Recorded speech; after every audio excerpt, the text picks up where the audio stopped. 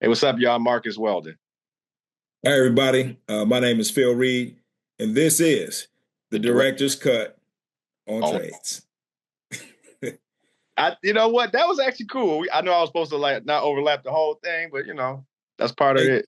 you know what? At this point, I don't think we have to get it right. I don't know if getting it right is the right thing to do at this point. It's kind of our thing. You know what I That's mean? our thing, man. It's just that's gonna be our trademark. For sure, for sure. So, uh, uh, we got a special guest with us this time on this episode. And this is a gentleman that I've had the pleasure of knowing for quite some time, who recently, and I'll let him tell his story. So recently kind of broke into the trades. And so he's here to talk about it, talk about what brought him to that decision, what made him go make it happen, and how he likes it so far. So without further ado, we are talking with Mr. Dion Arrington. What's How's up? it going, man?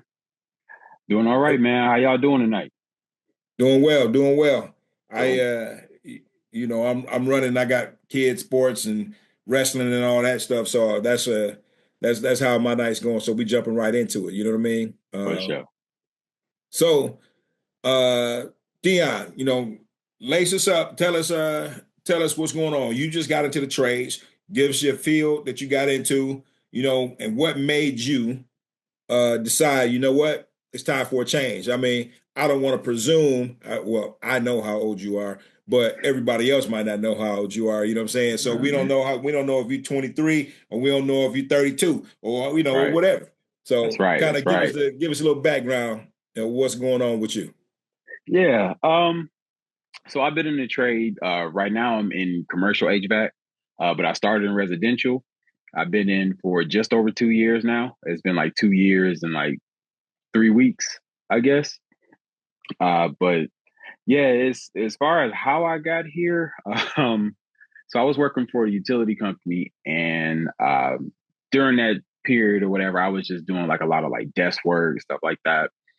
And then then COVID happened. Everybody's working from home now.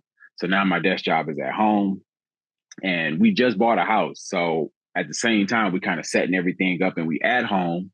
So I'm like, okay, well, I don't want to pay somebody to come here and do all this stuff. I'm gonna just try to do it myself. So during that time, I just started to realize, like, damn, I'm kind of handy. Like, I'm getting stuff done around here. Stuff look nice. I'm able to fix things, build things, stuff like that. And in the background of that, I'm at my job and I'm just hating life, like just being at home every day. Like, it's cool at first, but then, for me, it just started to wear on me. As somebody that I need a little bit more interaction in my day versus sitting at a desk all day. So I didn't really know what I wanted to do. Um, but I live close to Northwestern Tech, which is like right up the street from me. So I said, okay, well, I'm gonna go over here. I'm gonna check it out. And I walked in there, and just something about it, like, I hate to sound kind of corny about it, but something about it just kind of spoke to me. It's like, okay, I can do this. I can come in here and I can learn how to do this stuff. It was 10 months of school, so it was in and out. And then once I got out, I got picked up by a company maybe about 3 weeks after I graduated. Um, and we was off to the races. I mean, I started in residential, generally in the HVAC field. Most people start in residential, it seems like, unless you're trying to kind of, maybe you got some inroads somewhere else. But started in residential, doing service first, and then I went over to install. So I learned how to install HVAC equipment, and then after that, I just was ready to do something else. So here we are in commercial, and so I'm So 40. Oh, I'm sorry. Go ahead. no, I was just going to ask the question. So you're in commercial now. So like what and you how long have you been in commercial HVAC installations and all that stuff? Or are Uh, you did you say installation or repair? Well, I started in residential and I did service for a little bit, and then I started to do residential install. I've done a commercial install at this point, but it's not like my everyday. You know what I mean? Yeah. Um, as far as commercial goes, commercial is, for people that might not know, that's listening, they might not know. Residential is people's houses. You're going in people's houses and you're doing work in their basements. You might end up in their attic. You might end up in their crawl space under the house. Commercial is business. So you'll work on stores. Like the company that I work for has a contract with like Ulta and Chili's and all of these kind of just places like that, restaurants, the stores, Dollar General, Dollar Tree, all of those. And just same thing, you go to these stores and you work on the HVAC equipment, but they also do refrigeration too. So I do a little bit of that as well. I just don't really throw it out there because I'm still kind of learning it. But refrigeration would be like coolers, deep freezers. Like if you go inside of a dollar store and you see all the drinks in the cooler, we're the guys that show up to work on those when those go down. So that pressure temperature relationship is a bite. It'll bite you at first. You know what I'm saying? oh man, it's wild, man. So you talk rack systems and stuff. I'm sorry. We're like rack systems. Yep. Rack systems. We do all of the like walk-in coolers, walk-in freezers, ice machines. We work on those, things like that. Anything that's refrigeration for the most part in your store, if it refrigerates, we work on. So we said rack system, so we got to give a little bit of an explanation about what a rack system is. Which one of y'all are? Which one? Because both of y'all have are licensed in HVAC. Which one of y'all want to take that on? Go ahead, Marcus. I'm green, brother. Go ahead. Man, well, for people who, the reason why we call it a rack system, for one, is you got multiple compressors. You got about 6 compressors that's sitting on an actual rack. So in each compressor is tied into, a condenser, which is normally your coil on somewhere on the rooftop, which is rejecting your heat. And then you got your evaporator, which is normally inside your actual walk-in cooler, which is supplying the cold temperatures to that space. So the compressor is kind of the heart of the system. So normally you got so many of them because if you got, let's say, at a Kroger or a grocery store, you may have 5, 6 walk-in coolers, and we're talking like, maybe, 50, 100 square foot, maybe even bigger, some of them maybe 500 square foot walk-in coolers and walk-in freezers. So you need these massive compressors and you need these massive condensers to, pull out the heat and cool that area and cool that space for your food. And keeping it below, like what Phil was saying, keeping it below, a certain temperature so the food won't spoil. That's much harder to do than, let's say, just cooling your house and keeping your house at 72 degrees. I mean, that's pretty easy compared to pulling a vacuum to create a cold temperature that maybe, for a freezer, maybe -5, And for those counting out there, a lot of times on those rack units, it uses a similar or it uses the same refrigerant amongst all the systems. So you have one pool and all that good stuff. Now there are some systems where where it's separate, but the same type of situation. But thank you, appreciate you putting that out there because we want to make sure that everybody understands and knows the things that we're talking about. So you did, Dion, you did residential, you were doing repairs, then you did installs, now you're on commercial. And so you just said one day, you know what, I like to call myself and those like me, and now I'm gonna include you. So those like us, YouTube warriors, because sometimes I might just be like, you know what, I ain't about to pay nobody to do this. So whatever. So like it started actually when I was a young man and I needed to get the brakes done on my mom's truck. And so it was a dude that I work with. I know he did brakes. And I was like, hey, man, I need you to do these brakes. I pay you. And he looked me dead in my face. He said, no. He said, you can't pay me enough to do them brakes. He said, but what I will do is show you how to do it. You know what I'm saying? Okay. And so, that's one thing I appreciate it, you know what I'm saying? Because, I don't pay nobody to do my brakes. It's actually pretty simple, you know what I'm saying? But, so now I don't mind getting on YouTube and trying to work my way through some things, some things. So, but you did that. You was like, I can do this. I'm pretty handy, and just said, you know what? Driving by Northwestern Tech. Let me check it out, see what's going on. So, how would you rate this move in your life? You know what I'm saying? You said you was hating being at home. I don't know how you felt about the job before you came home with it, but like now that you've made this move, what's how you feeling about it? Oh man, best thing I could have ever done, honestly, man. Like I think for me, like I had tried to go that, like I'm old enough to have kind of been brought up on that go to school, go to college, get a good job kind of myth, really. And, you fast forward to today and it's like you go to school, you get this degree and all you got to show for it is a bunch of debt. And so I tried that for a little bit, man, and then just kind of realizing even me as an older guy, and I never really thought about the trades. Like, oh, maybe I should learn how to be a mechanic or anything like that. And so once I jumped in it and I just kind of took to it, man, 10 out of 10. Like I love it, man. Just being able to have a skill set like you're recession proof.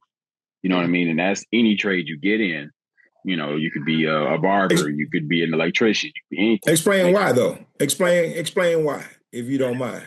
Yeah, absolutely. Because they need you all over the world. There isn't a place on earth that doesn't need their hair done, their nails done, HVAC, somebody to work on their car, somebody to work on their house, somebody to work on, whatever.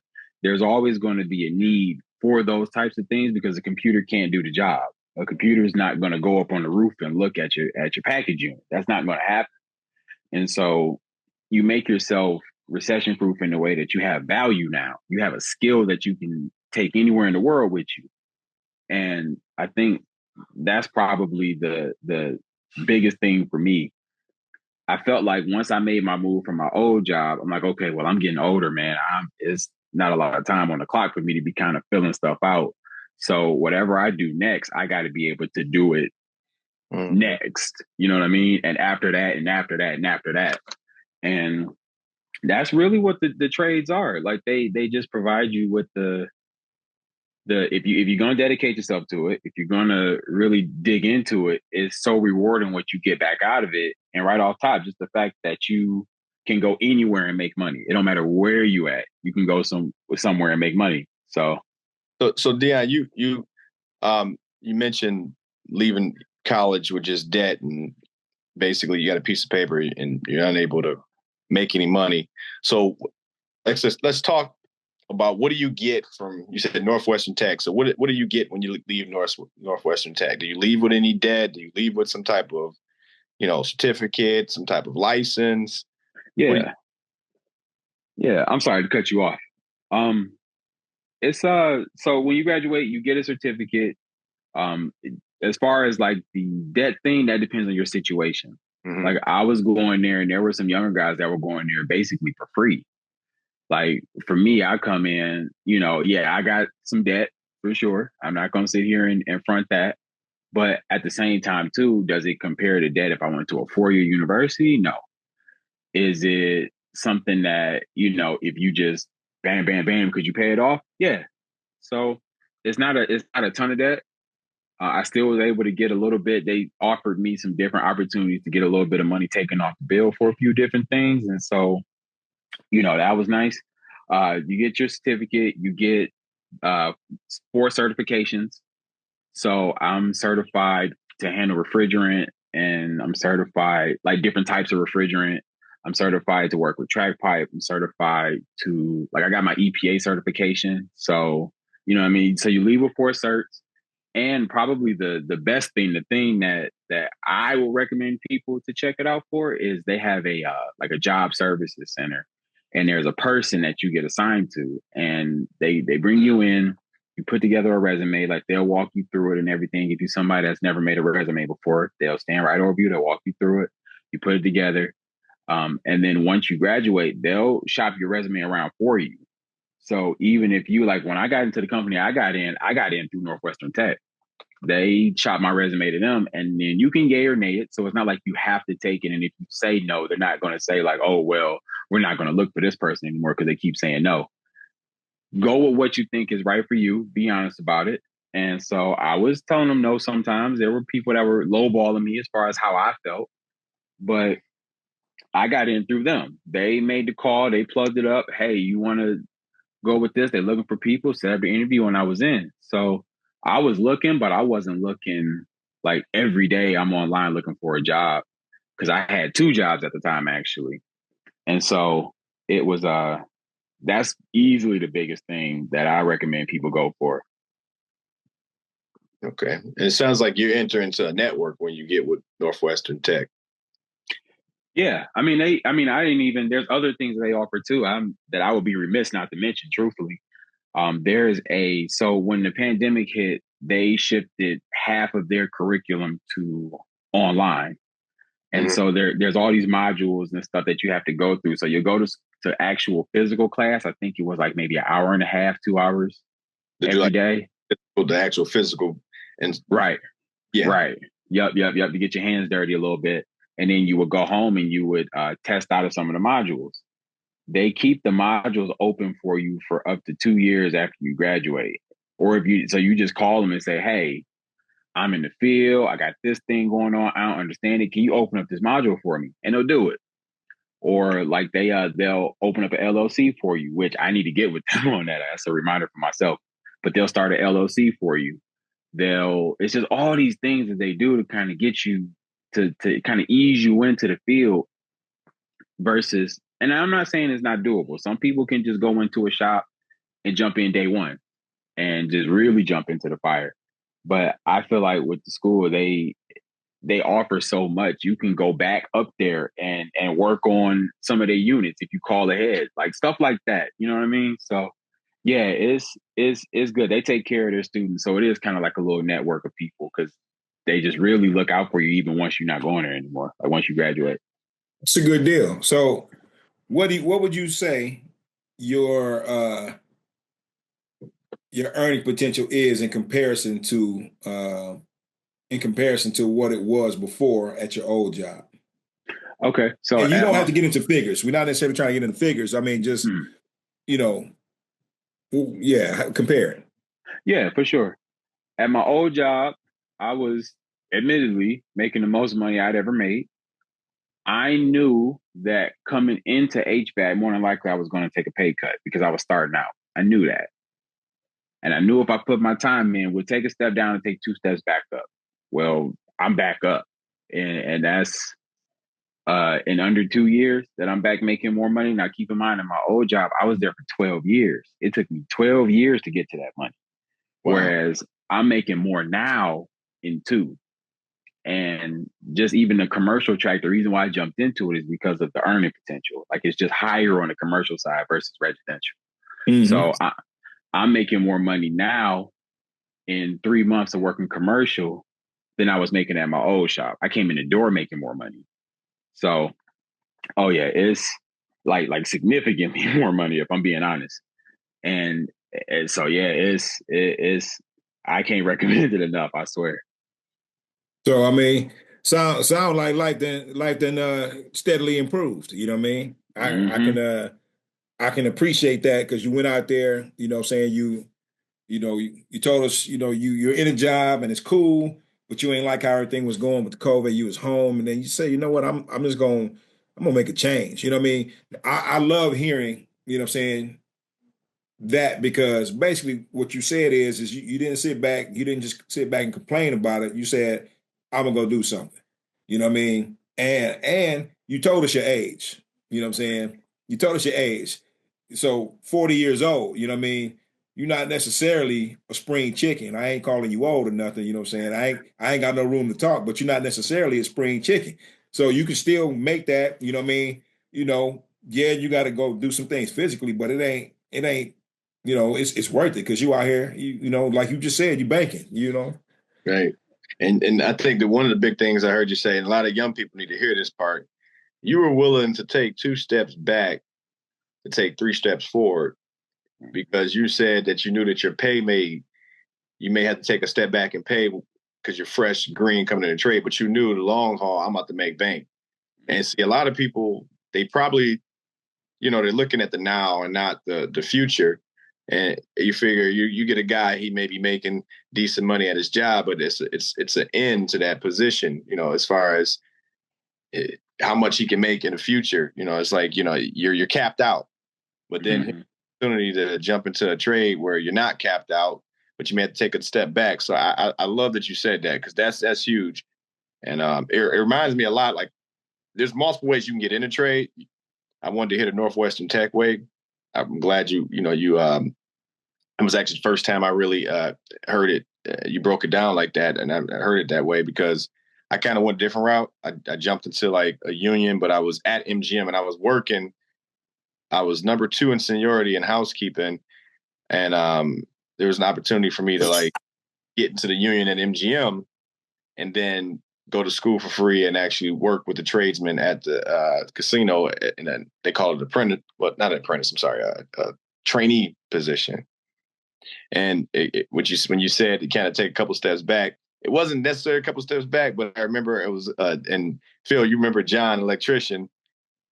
He said I was number 2 in seniority. I had a pretty good shift.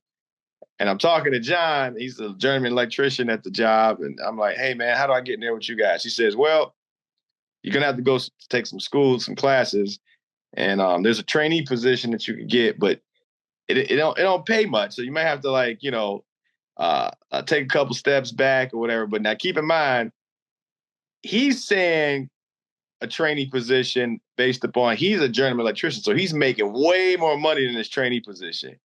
So he's looking at like, I mean, it ain't all that. And I tell you that the job, I think the training was like $21-22 an hour, right? And he's looking at me like he not sure how much I'm making, but he's playing it in the way like, hey, you may have to take some steps back, not knowing what's not counting your pockets. Now for me, I was like, shoot, actually that's a couple dollars more than what I'm getting right now. Now I had a hell of a shift. I had a heck of I was number 2 in seniority, so I had to lose that, right? So that was big. But I went on, I lost my seniority. I eventually ended up getting some pretty whack days off. Like I got like Monday, Tuesday or something. And I used to have Saturday, Sunday. So that was my biggest step back, was losing the seniority, losing the days more so than the money. Oh yeah, no, but you know what? It was, I took a loss, to tell you the truth. So I took a loss financially coming from my old job, coming into my new job when I was working residential. I took a crazy loss. So the thing about HVAC, for people that don't know, is that it's a seasonal trade.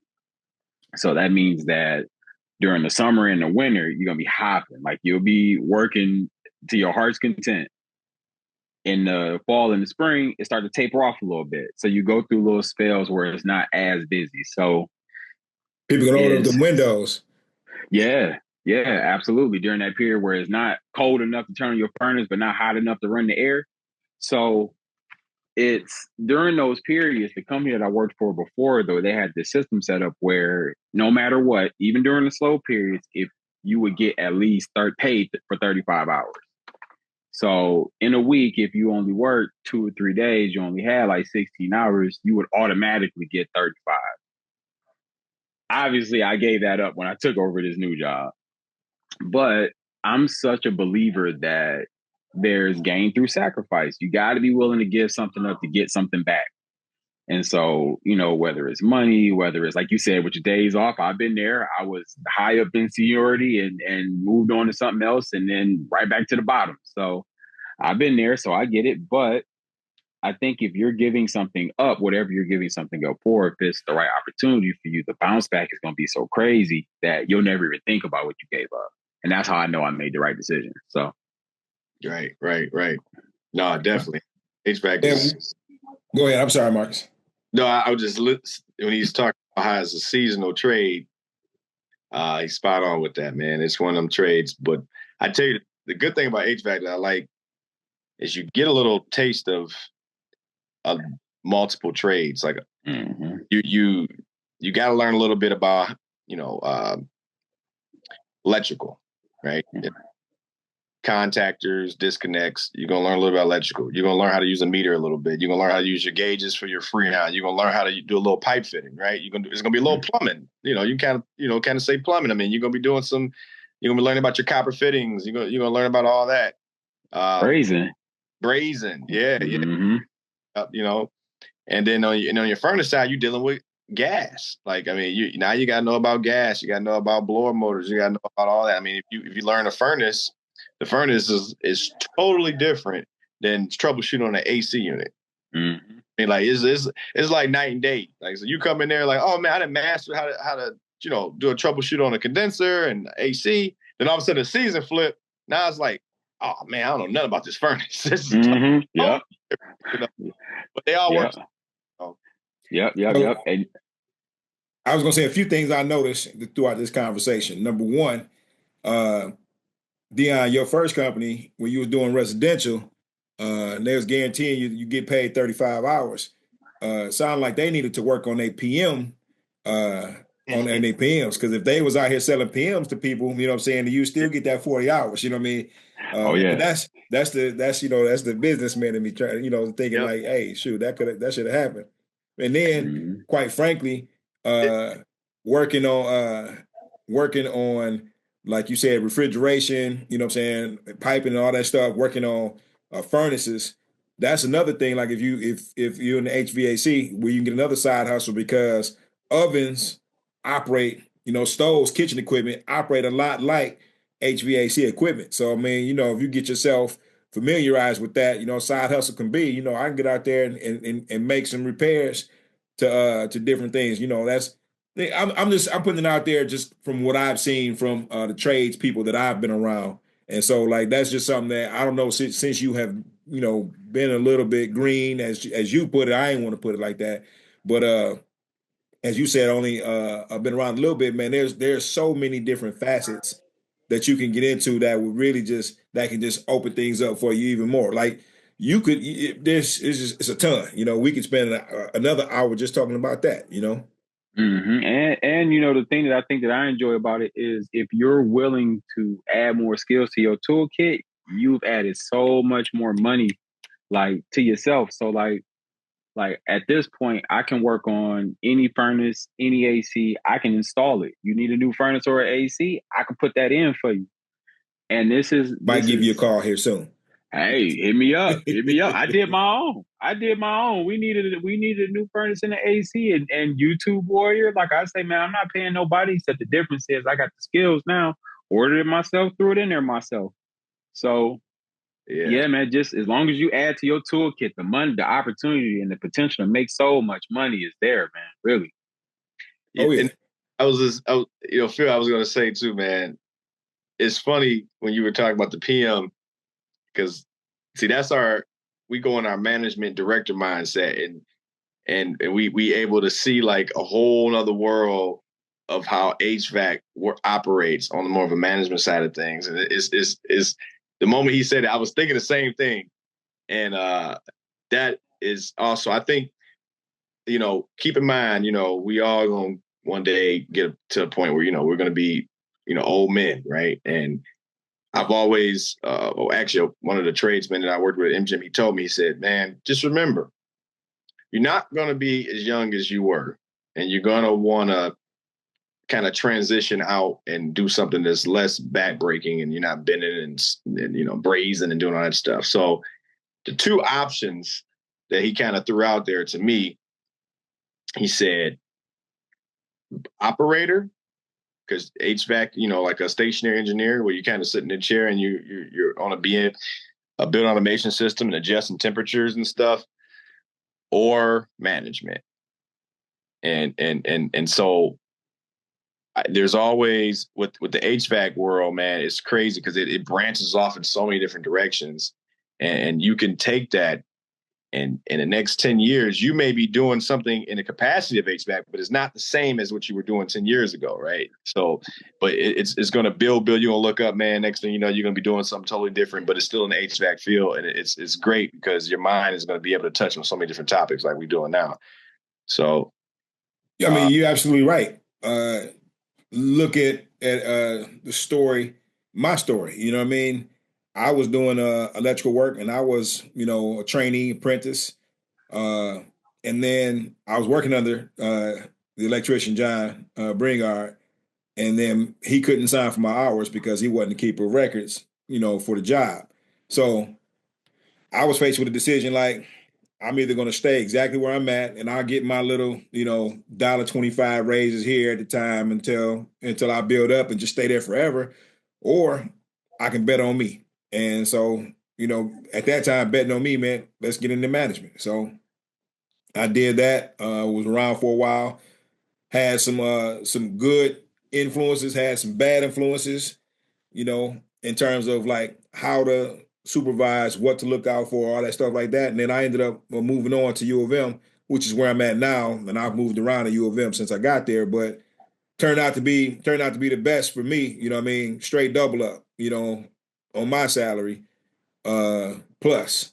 So, it's been a great move. Management is good. And then when I'm in management, I worked as an electrician, but I also helped out, plumbing here and there. And I went and got myself a third-class refrigeration license. So I know a little bit about the trades. That's why I don't want to be the one trying to explain HVAC stuff and sounding stupid to anyone who might be listening.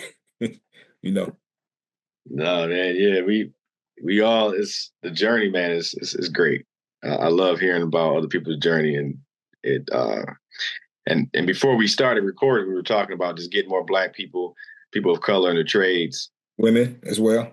Well, I don't know if you and I haven't spoke about it, but I got a nonprofit I'm running, and we actually have a cohort of students as Black women that's in our program, and they're learning basic electrical, basic plumbing, and we actually got a building that they're like putting up drywall and renovating.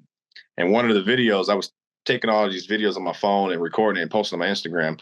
One of my videos, they were putting up the drywall, and as well as like electrical plugs, cutting them out. Man, that video's got 21 million views right now. Dang, that's what's up, man. Yeah, that's what's up. It's on my Instagram. It's like it got to the point, man, where I had to like literally just turn my notifications on Instagram off. And to this day, it's just still like when I go in there, it's just like flooded. I mean, it's crazy. But, you got great comments, you got bad comments. This is a mixture of both, but whatever is engagement. And the reason why it was so much engagement, because it's such a relevant topic, man. And it was also, people weren't used to seeing Black women in the trade, women in general in the trade. Mm-hmm. So it was like a shock when they seen it. So, but when we get off this call, I'll definitely I'll shoot you my Instagram. You can take a look at the video. It's pretty sweet. Yeah, for sure, man. Okay. So I haven't worked in a situation necessarily where I felt like, oh, these people are being some type of way towards me. It's been, everybody's been helpful, especially for the companies that I work for. The companies that I've worked for so far have taken good care of me, all of that. But at the same time, too, I think I look at people and I see them in the wrong job. Like, you're not doing what you want to be doing. I come in here, you look miserable. You got a bad attitude. You don't want to be here. I get it. Go do something else, because there's so many ways to make money. You could be doing anything else. And so when I look at the trades, and now granted, I went to school with a bunch of really bright, really kind of on it young guys. And that's cool, but it's like, man, how many of these guys are going to really get into the trade, or how many of them really going to jump into it? And so I just look at all, like we said, this money that's getting left on the table, and I just want to see us getting it. It's like, women too. I was telling my wife, she had asked me, is there a lot of women in the trade? And I'm telling her, like, I've never seen a woman in the trade, not one. I've worked in shops now granted, I've worked for smaller shops, and there might be a woman working in like dispatch or somewhere in the office, something like that. But as far as being out in the fields, it's such a underserved kind of population. Like, it's so few people. It's like, that's another area where the money is there for you, is waiting on you. Mm-hmm. So yeah, I'm glad to see it too, man. Just anybody that even take an interest, I'm glad to see it. So yeah, definitely send me that link. I want to check it out. For sure. So, yeah. I've been around the trades for a little long. I'm starting to get long in the tooth, I guess. But so I've seen women, but it's still, we used to work with Martha, used to work with Teresa, right? Amy, she was a painter. I've had the pleasure of working with women, electricians, plumbers, foremen, all of the above. I've seen through some construction projects and all that stuff. So, they're out there, but like you said, it's few and far in between. Yeah. And it's money being left on the table for them because the jobs can be done. Definitely.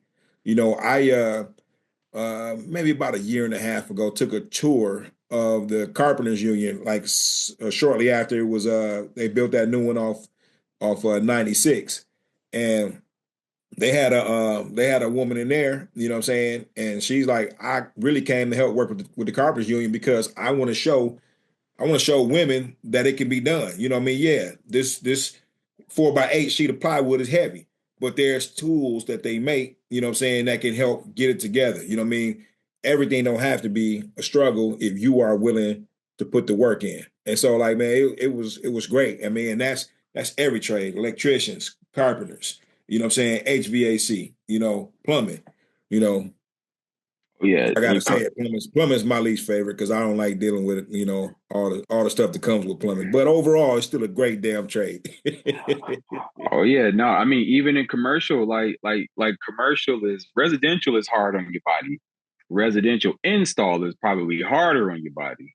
Yeah, Commercial work, man, if you can get over climbing like a 32-foot ladder every now and then, it's so easy on your body. Like you roping stuff up, you got cranes to bring the big stuff when you're dealing with big equipment. So you now granted every few and far between at my company, I didn't had to hear some stories about guys roping up compressors or whatever. And that's never fun. But it still is ways to get around it. It's so easy that like any woman really could do it. If she had any interest, she could do it. So what you like better, service or install? install. Oh, I hate residential service, man. I'm not gonna lie. I hate it. It's install was better for me because I'm somebody that I like to build things.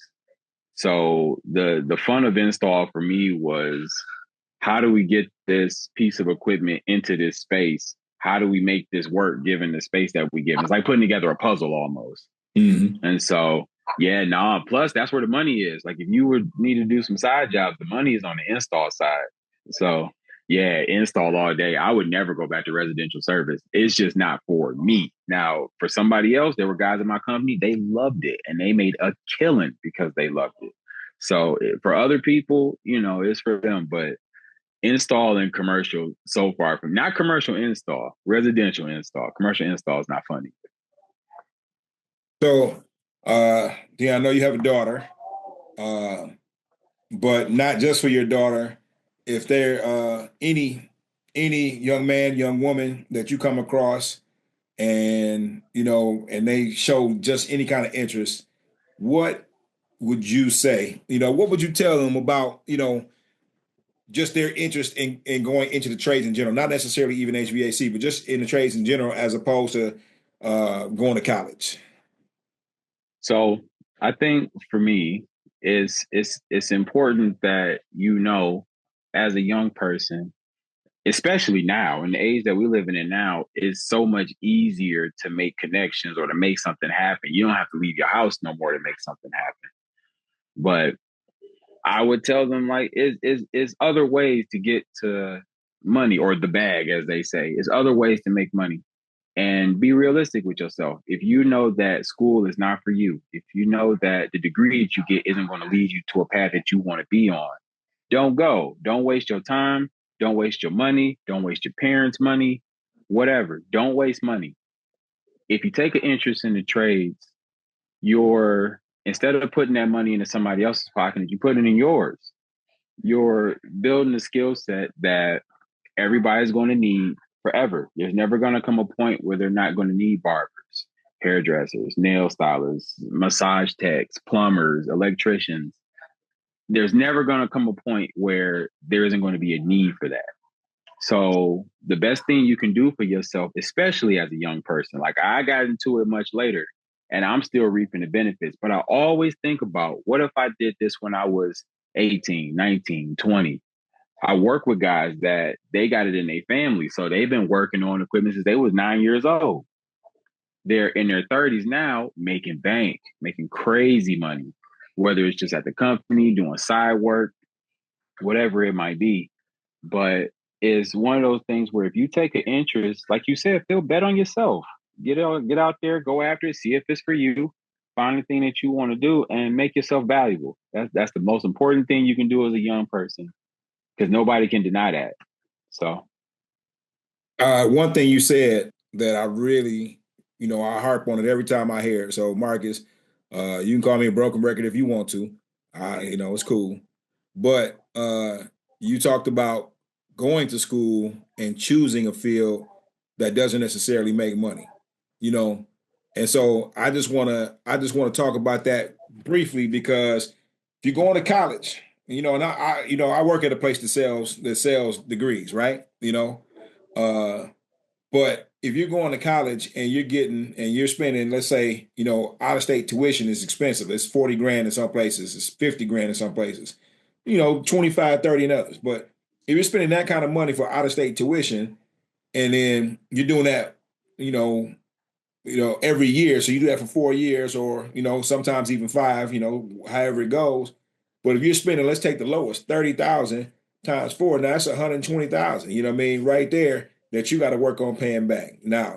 Uh, now, if you're going into, and I'm not even talking about Northwestern, there's other ways to get into different trades and stuff like that. But even if you do Northwestern, but in some places you can make the money while in an apprenticeship training. So instead of paying out somebody else 30,000, you could be bringing in, what's more likely going to be about 45, 50,000 starting out, and then you get bumps every time it goes up. So the like you said, Dion, the money is out here, and you just have to see what's going to make more sense. You know what I mean? You're going to pay out $120,000 over 4 years, 150,000 over 5 years for a job that's bringing in 55, or you can start out, making 55 plus. Even if you pay 25 for the education to get to that point to get certain certifications, now you're coming in doing some numbers right there. 25 is a lot more palatable than 120 or 150, So I just want to make sure I speak to those numbers for anyone that wants to hear my raspy voice because it's important. And you know what else too? Oh, I'm sorry. Go ahead, Marcus. I've been running my mouth, man. Go ahead. No, I know. I just say it's very important. I mean that it's it's funny. We said so. He's a director of the maintenance over at one of the top colleges in the country. So he's working for a college, and he's like the director over the trades at the college. I think that's pretty phenomenal to show you, like, even the colleges, they need tradesmen. So, you know what I'm saying? So, like, you got these big universities, they got these big buildings. Who's taking care of the buildings? It ain't the professors. The professors are, obviously, they got a role to play. They're teaching their students, but you need tradesmen to take care of the building. Somebody's got to do it. Yeah. Otherwise, the building falls apart, right? Right. Right. Mm-hmm. So, like Dion said, wherever you go in the world, there's some places without it, but when you travel, there is electricity, there is heating and cooling, and there's carpentry. Somebody's going to always have a need for something. So you can. I always thought about when it's time for me to retire, and once my wife is ready to retire, we go off into the islands, and then I just pick up, do some electrical work down there. You know what I mean? Buy me a nice little someplace, little house or something, and then I just get on with somebody, with some company, and figure out the voltages because I know it'll be different sometime, and then make it happen. Mm-hmm. Mm-hmm. So and that's what I mean. No, even so that it's not just about money for people too, because that's there. But I think it's also even like that, like how you can make a plan and just say, like, man, I'm gonna retire. I'm gonna go live on an island, and then if I need to get into something down there, I can get into it. Like that comfort of knowing that you'll always have something. There'll always be money for you to get, even as an older man. You know what I mean? You could be old and go in somebody's house to be an electrician. You know what I mean? Because it's about your knowledge, it's about your skill set. So is think about that, like, young people, is just the planning, the forward planning that you can have just from having a certain amount of skills. It's a freeing feeling, man. It really is. So just how. Yep. Chase the skill, the money will come. And like you said, you was making the most money you ever made, and then you jumped out here, and in 2 years, you're making the most money you ever made. So, you said, imagine if you did that at 18, like your investment portfolio could have been a whole lot different. You know what I'm saying? There's a whole lot that could have changed, and I don't, I've known you for a while, but I don't fully know, what you got going on. But I know if you was making the most money you ever made for 20 years, 22 years, you know what I'm saying? Yep. Probably would be a little bit better. That's all I'm saying. Oh yeah. Oh yeah. Oh yeah. If you didn't blow it all on you know what I'm saying, on you know, sneakers and stuff like that, you know what I'm saying? Like us young men do every once in a while, you know. Yeah. Yeah. I mean, no promises, but it's just the fact that I would have been making that money. That's all that matters. That's all that matters. Yeah. Yep. So, I mean, I really appreciate you jumping on the Director's Cut on Trades with us. You know, Marcus and I, really, we just want to keep talking to people. We want to keep talking to people, and we want to keep getting this story out so that more and more people are understanding that, like, there's another way. You don't have to be stuck in a rut. And you don't have to, going and working at a fast food joint is a means to an end. But there's other ways to get there. You know what I mean? So I'm going through that, talking with my 19-year-old son right now. Like, hey, these are some of the things that you need to do to get the ball rolling. Told him, like, and take a step further. Once you get there, and now you can start doing these things. You know what I mean? So he's all excited. He's like, yeah, I'm gonna be rich in 10 years. So, and I like, and I love to hear that, right? He tell me he'll be rich in 10 years. I'm like, shoot, good. Take care of me too. That's all I'm saying. Yep. Mm-hmm. Yep. Yeah, man. I love the perspective that you brought to the show today, because, we got contractors' perspectives. We interview contractors. We interviewed other managers in the field. I think we had truckers. We had all kind of people, but we never had a guy to come on the show that actually was fresh in the field, was able to talk about his transition from working his normal job that he thought was, going to be his career, and you transition into the trade. So that was a perspective that I think that is going to resonate with the young people, even more than some of the other shows we did. Not knocking on the other shows we did. It was all great, but I think young people want to hear something that they can identify with, and you are the perfect person to identify with. Yeah, no, I appreciate that, man. I appreciate you guys having me on big time, man. This is needed. So I appreciate the work that you guys are doing and letting people know, black, white, whatever, man, young, old, whatever, that there's always another way to get to it. Always. For a second, I thought you was going to go into that Prince song where he said black, white, Puerto Rican. I ain't even going to say the second line. You know what I'm saying? You know it. So that's what's up. Once again, I'm Phil Reid. I'm Marcus Weldon. And this has been the Director's Cut on Trades. And we appreciate y'all for joining us in this episode, and we look forward to having y'all back for more. Yes, sir. Yes, sir. Absolutely. Anytime. And yes, Mr. Dion Arrington, we appreciate your time, and thank you for being a guest on here and giving your perspective. It's very valuable, and I think it's like Marcus said, it's going to resonate well with some of the people who's going to be listening to the show. So thank you. No, man. Thank you guys, man. Anytime. I'm always ready to talk about my favorite trade in the world, man. Good old HVAC. Well, I tell you what, so you 2 years in, what we're going to do is we're going to pencil you in, you know what I'm saying, for maybe another 2 years and see what new adventures you getting into. So that's how we're going to do that. That's a bet, man. I'm down. I mean, I own my company, man. I'm making all kind of money. You know right, it. You already right. know. You already know. Yeah. Dion gonna get on. He like, look, before we talk about all this other stuff, I want to talk a little bit more with y'all about that PM stuff we talked about last time. You know what I'm saying? Right. I want to get all that set up, right? yeah, right, yeah, exactly. I got about 8 trucks, man. I'm trying to get these. Come on, man. Well, shoot. Hey, listen, it ain't nothing to speak it into existence, right? It ain't nothing but to just say, you know what, this is my focus. Well, damn, we didn't extend the show now because we didn't open up a can of worms. You extended your focus, and once you focused on it, you have entangled yourself in that what you were planning on doing. And once you do that, you know what I'm saying, then it's just a matter of getting through it because it's done already. And so the biggest thing is if that's what you set your mind to, be it a specific salary you want, be it a specific job, put your mind to it, and then work towards it like that's the only thing, like that's the only option. And if you do that, it's gonna happen. For sure. Mm-hmm, that's right. All right. Well, again, thank you everybody for joining us. We'll see you on the next episode. Have a good night, everybody. Yep. Peace, y'all.